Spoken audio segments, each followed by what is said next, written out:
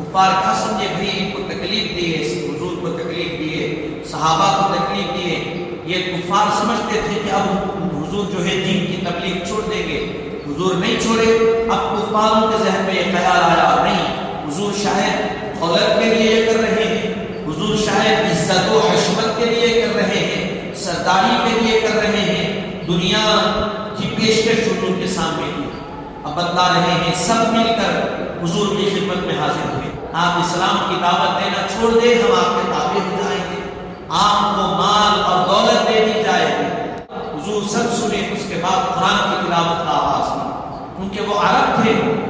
اب میں قرآن کی تلاوت کروں تو آپ قرآن کے الفاظ کو سن سکتے ہیں لیکن سمجھ نہیں سکتے، کیونکہ آپ عربی نہیں جانتے. عربی نام ہے لیکن عربی نام تھے کیونکہ تھے ہی عربی کو جانتے تھے.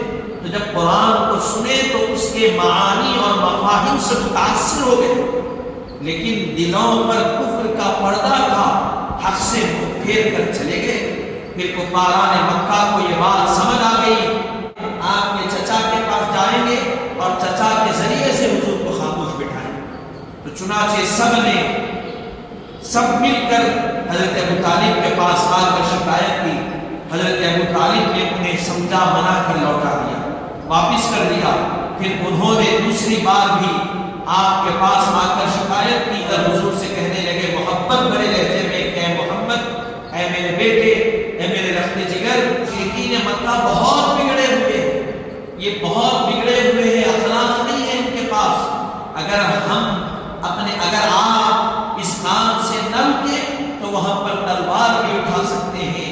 یہ گفتگو سن کر حضرت نبی کریم صلی اللہ علیہ وسلم نے فرمایا چچا جان، یہ دولت کی بات کر رہے ہیں، یہ عزت کی بات کر رہے ہیں، یہ بہترین خوبصورت عورت کو میرے سامنے پیش کر رہے ہیں. عورتوں کو چچا جان میرے ایک ہاتھ میں چاند رکھ دے اور ایک ہاتھ میں سورج ملا کر رکھے، تب بھی میں دین کی دعوت دینے سے نہیں. یہ حضور کا عزم تھا.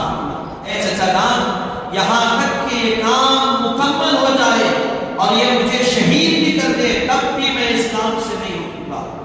آپ کی یہ گفتگو سنی تو انہوں نے کہا اے پیارے بھتیجے،